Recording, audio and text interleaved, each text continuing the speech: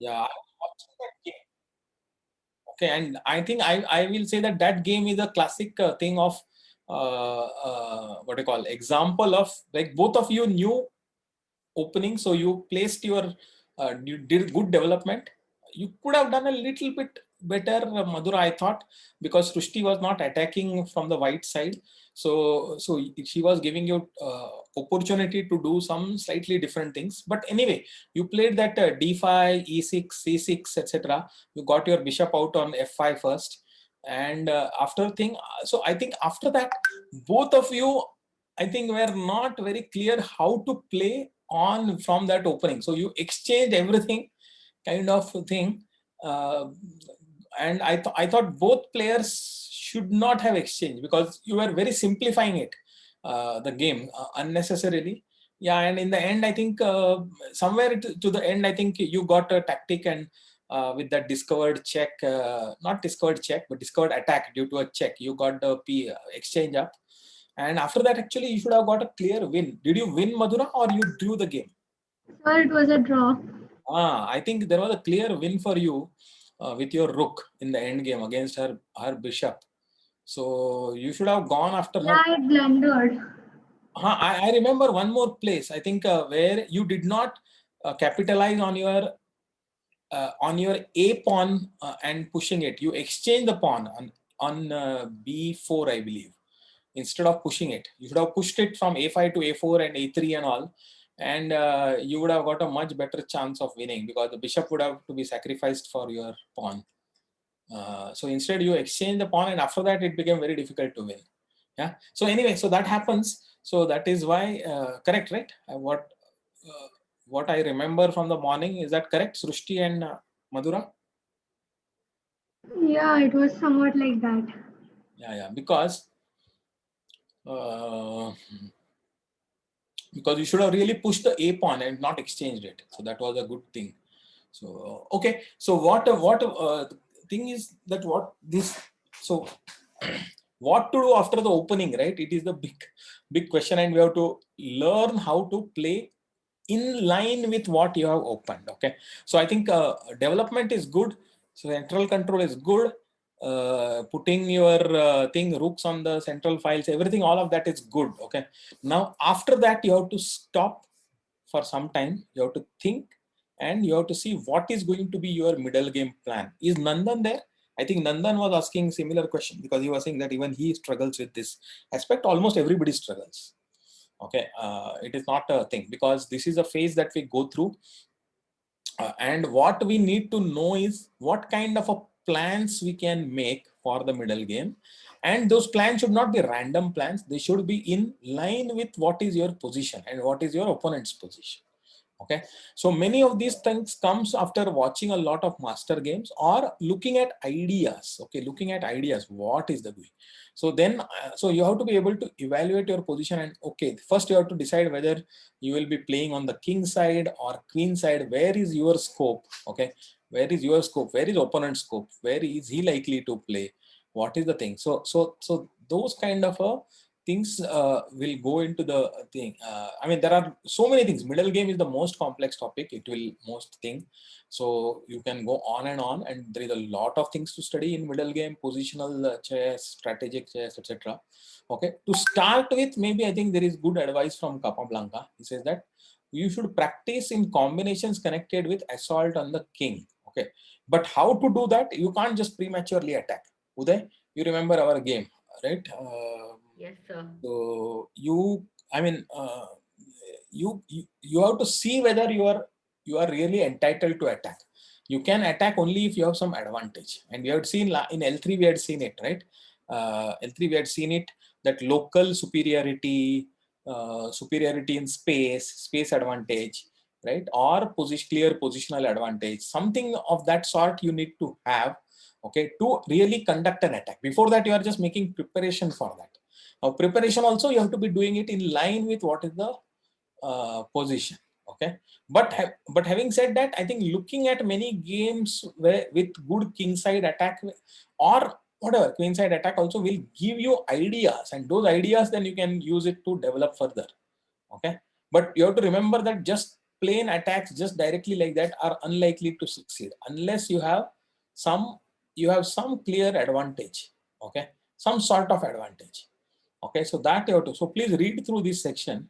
Okay, it is important to see what is the pawn cover of the king, whether is there any weakness, whether you have a superiority as force, is there something missing, some like is there some hole in the position of the opponent which will allow you to attack more successfully, etc. Please read this section very carefully, and we are going to look at a few examples. Okay, so this is an example. See, this looks like a typical middle game that you guys can reach, right, after playing some 8-10 moves of the opening, right? You see it is very much, I mean, both sides are pretty much well developed. White has got a slight advantage because white has got a queen on d4 and cannot be easily pushed away. Okay, you cannot push away without weakening your own side. So black plays c5, he will create a hole on d5, right? So c5 is not a good move, and the d6 pawn will become weak. So c5 is certainly not good, but otherwise it is not easy for you to dislodge the queen, and then the queen is going to exert some pressure. So slight advantage for white, but not that black is got anything. But let us look at it. Who is white? White is Tarrasch. You know Tarrasch, one of the strongest players from the 19th century and early 20th century, who never became world champion, but became very close to becoming one. So he is playing, his games are very instructive. Okay, so you can look at, he has got my best games of chess, his book, I think, some 100 or 200, 300 best games of Tarrasch, I think, are there. His own annotations, so those are good. So let us look at it, okay? Okay, what is Anup is saying? Rook e3 and rook g3. Yeah, rook e3, rook g3 can get into a thing. So see, when his black's bishops are all pointing towards white's king side, right? So it is not easy for you. Yeah, you can try it, but it is not very likely that it will succeed. If bishops were in a different position, maybe rook e3, rook g3 would have been a good idea. Okay. So let us look at it. What white does is, see, first of all, white has to complete his development of the other bishop, the dark squared bishop. And he sees that he cannot really do it on g5 or f4. It is not going to make too much of a difference developing there. Putting it on e3 is not going to help. Putting it d2 is too defensive. So instead, considering that the queen is on d4, white looks at b3. Is an interesting move, right? I mean, it's a good thing. Idea is he will put the bishop on the b2 and then attack along the diagonal. It doesn't mean that attack will succeed, but these are good developing moves. At least it will develop the bishop on a good diagonal and allow the rook to come to the center. Okay, so far so good. See how white goes about it. So black starts counter attacking on the e4 square, okay, which is good. No problem with this. So white goes ahead and plays bishop to b2. Okay, black plays bishop to f8. This is a good move. Okay, because this bishop on f8 is supporting the g7 pawn, so that any kind of attack will be neutralized. Okay, plus he is opening the e file for his rook. Okay, so that pressure is there on the e file. Okay, so far so good. So now white goes to f6. Sorry, knight to d5. Okay, now knight to d5 here is where you have to see what should be done by black. Okay, and you can probably little bit criticize what black plays here. Black plays knight to g4 because he does not want to get a doubled pawn on f6. Okay, what is really white is threatening? Otherwise, white is threatening to take the pawn on knight on f6. Then queen will take it. White queen will take it. G takes f6, and white will win a pawn. That is a good question, Anup. You should seriously think about knight taking on d5. Okay, instead of going to g4. I would have thought about it, because after that, if pawn takes d5, then bishop can again slide back to d7, and it is quite okay. There is no problem with the bishop on d7. Okay, maybe a little bit of a thing. Okay, let us see. But knight to g4, now the knight gets harassed a little bit. h3, and then now what do you call? The other option was bishop could have taken on d5. That was also an option, and white would have to take it with the pawn, and then e file would get opened, and probably queen will come to d7 after that, so that the rooks will get connected. So that was a way of playing. Okay, but here h3. So first bishop takes it on d5, and white takes on d5, and then knight goes back. So essentially what is the thing is, now if this same position has to happen, then white I mean black could have saved a couple of moves, right? He could have simply taken on d5 and ed5, and then he would be to move in this position rather than white being to move. Along with white has got h3 plus white is yet to make a move again. So white has black has kind of lost two moves, and then let us see how white takes advantage of this.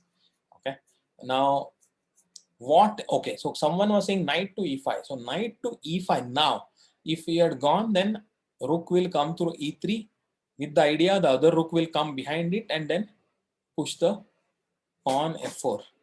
Okay, so controlling the e file after that, because you will have doubled the rooks and black would have got a single rook. So even after exchanges, you will control the e file, right? That is the idea. But black goes for a knight f6. Now white takes this advantage. See, now it is very instructive how looks like white has got an advantage definitely, but how to convert it, right? How to convert it. As of now, it looks everything is well defended, but white takes out bishop to b5 first. Okay, bishop to b5. Now, if black cannot play c6, right? He is going to lose a exchange if he does that. So first black takes rook to e1, rook takes e1, and then plays a6.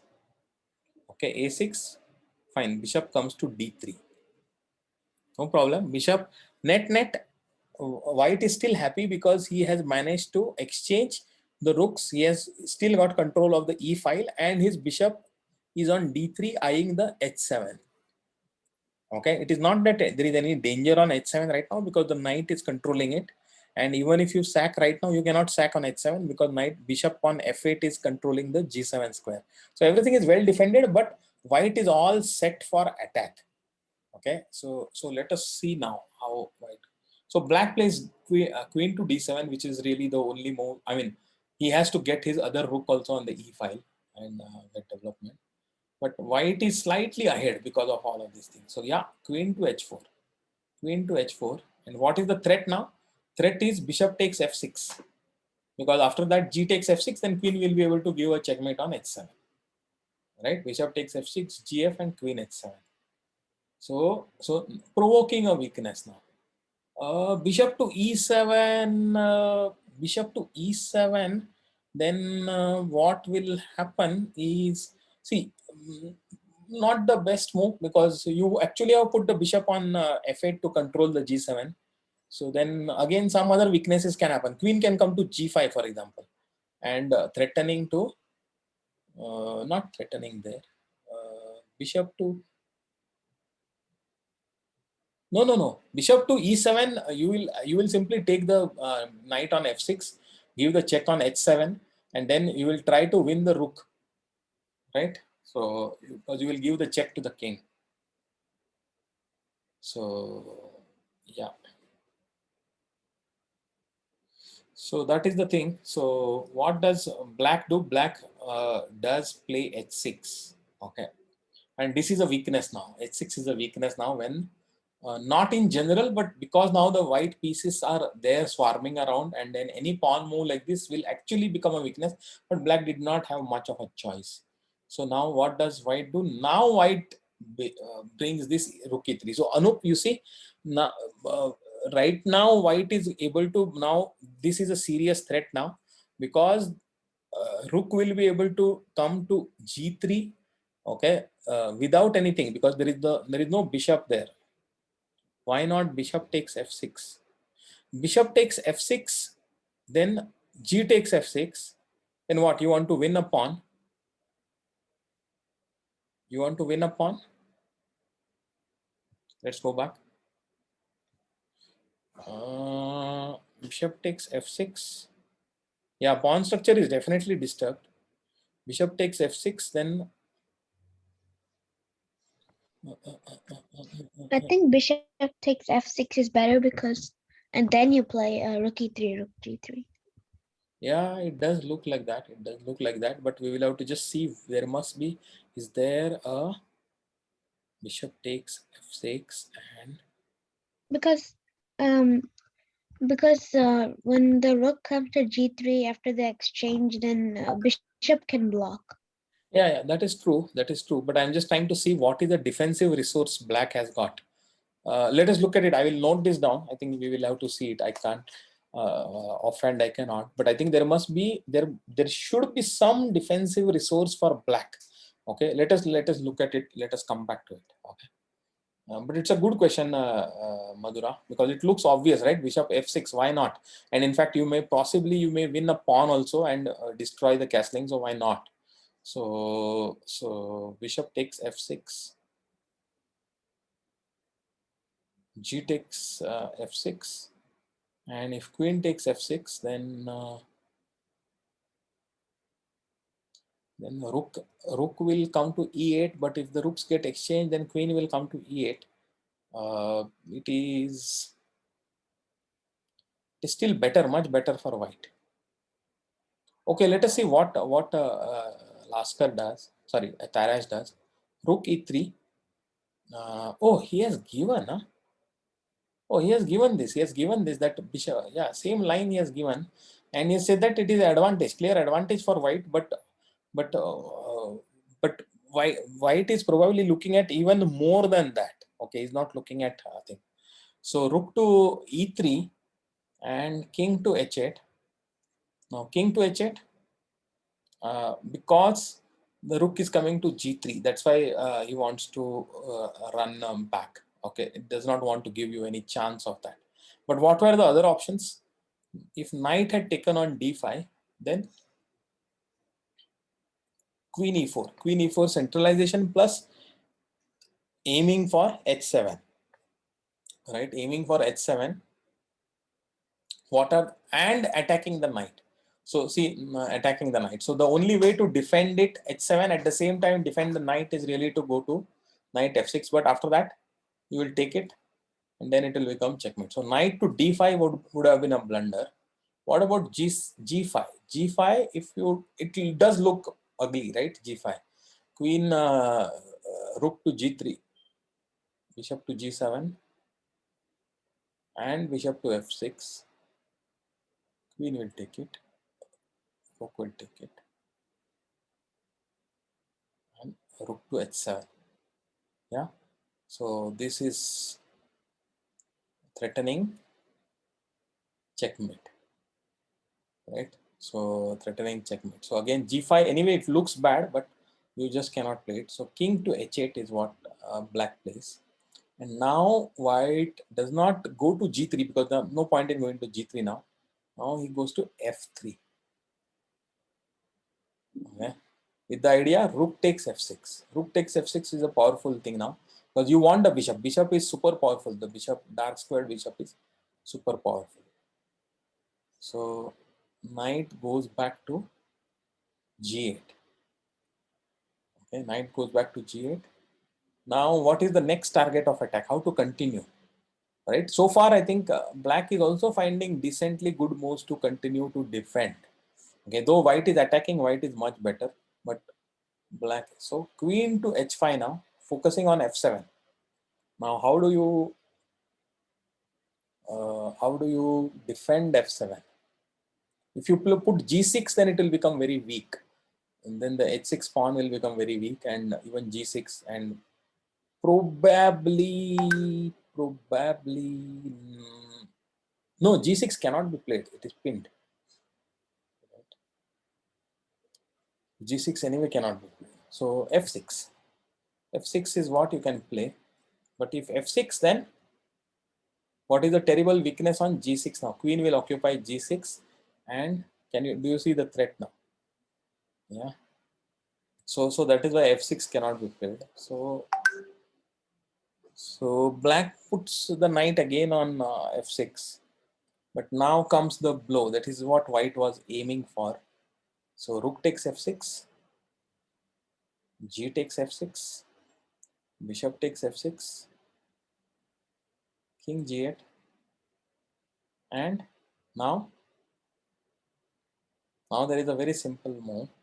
Okay, first let us look at it. What if black had played bishop to g7? Then very simple, queen takes h6, right? This will lead to checkmate on g7. So that is not possible. So king to g8, and now a beautiful move, very simple move, forcing resignation, bishop to f5.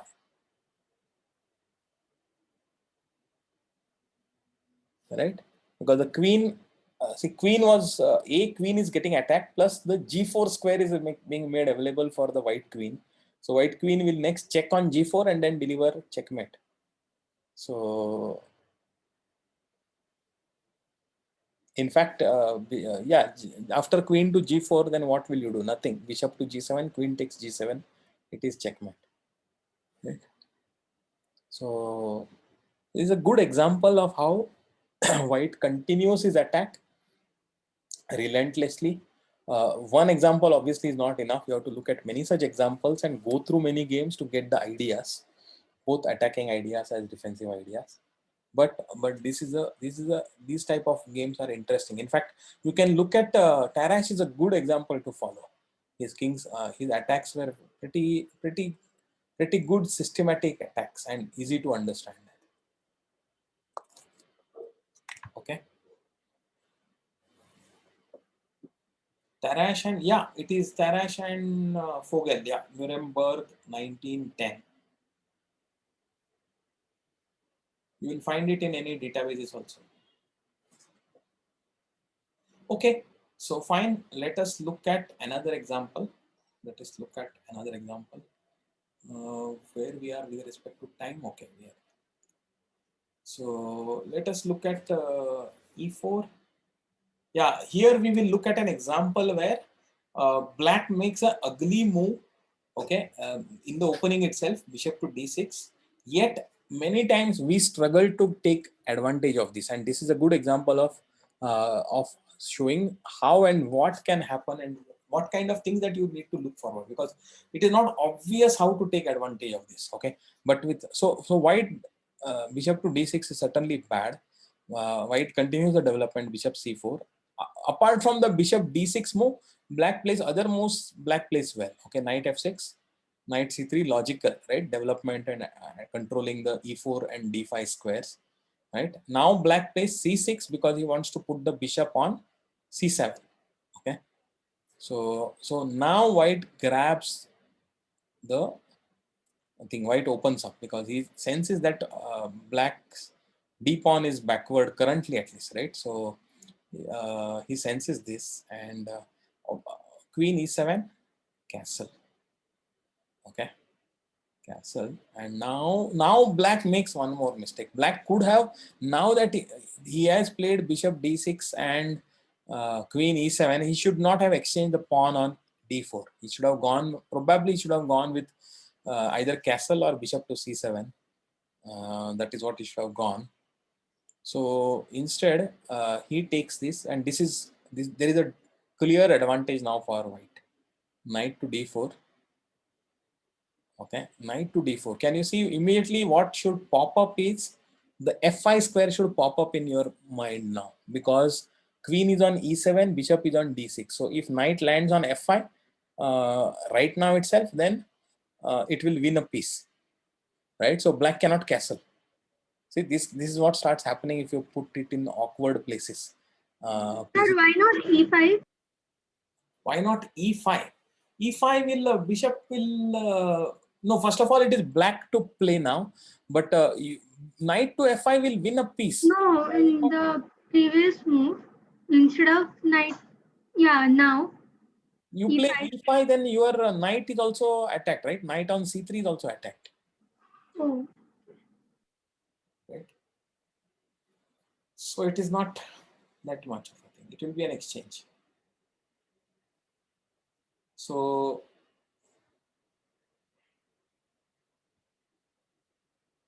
No, see, Anup, knight, the threat is knight to f5, queen to f8. It's okay. Knight takes d6. White queen is also there attacking d6. Now the d file is opened. Okay. So, fine. So, what does.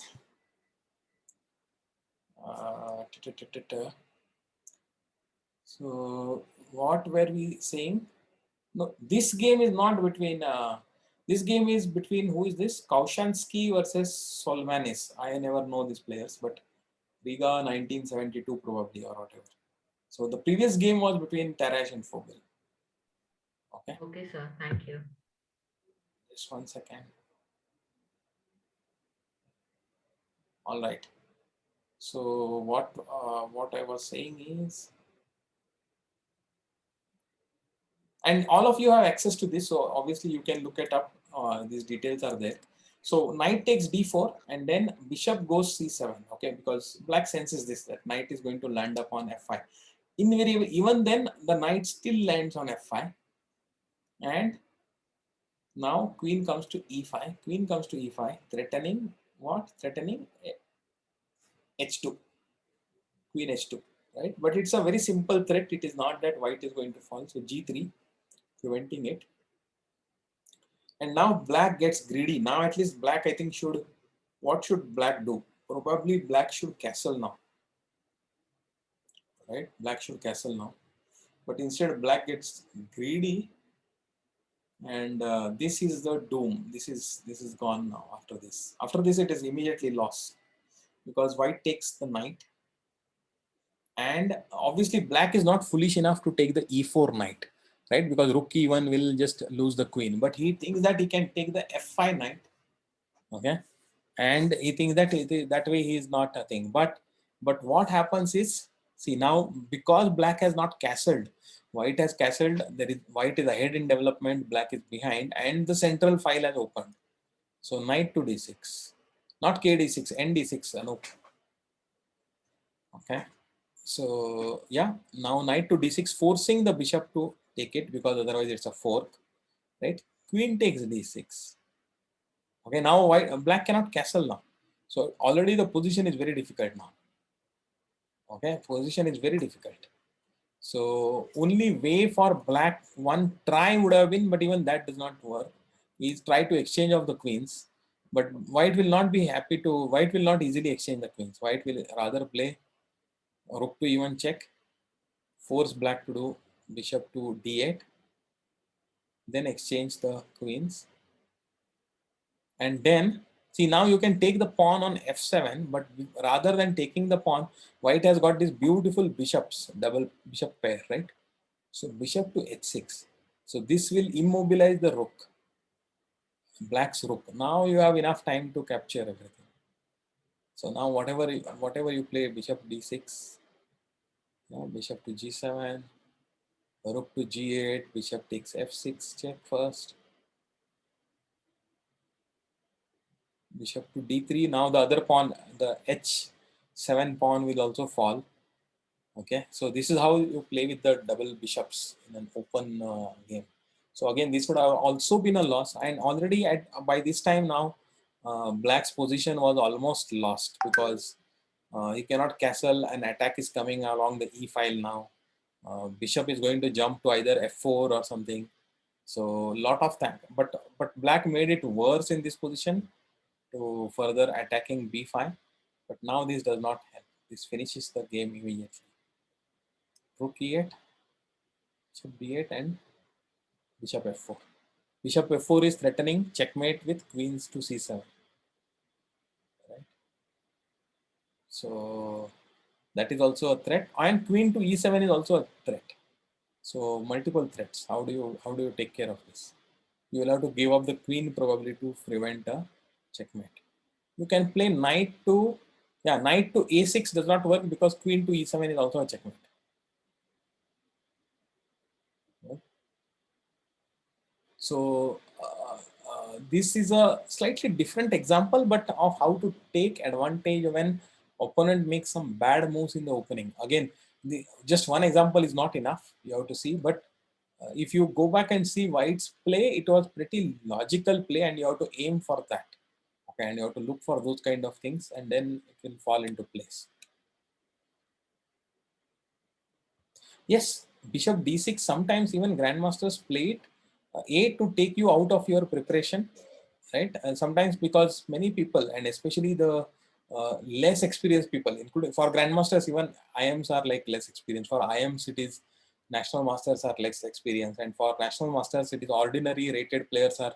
So everybody, and because a lot of people study openings by heart or by just by rote, so that is why many times the experts sometimes will play from the black side, will play a weak move, but they will take you out of all your preparation. Now after that, you have to really think and play. Otherwise it is a game, and that's how. Otherwise, what happens is like in Royal Opens, Sicilian, Queen's Gambit, etc. Sometimes people remember the moves up to 15 moves, 17 moves, 20 moves. They will just play with theory and without really understanding it, right? So it becomes difficult for black to get advantage in such positions. So that is why actually sometimes grandmasters against lesser rated players or weaker players, they will play this kind of bishop d6 kind of moves, okay? Or even they will open from white side, they might open with a3 sometimes, or h3, whatever it is, just to take you out of your preparation, or take you out of your rote learning and get you onto a new thing, right? So that is what. There are a couple of more games. Now, what I suggest is maybe let us see whether it is worth looking at the next one. F3, F5. Yeah, it is. Actually, you can go through. This is the thing where you can go through. But we will look at, but probably we will join back. We have to look at our positions also. So maybe one of two more games are there. One of the games we'll look at, and one game you can look at it yourself. Okay. So that's what we will do. So what we will do right now is take a small break, 3-minute break. Let us take, and let us join back. Okay. We have to do our position analysis also. Okay, sir. Okay. So let me stop the recording.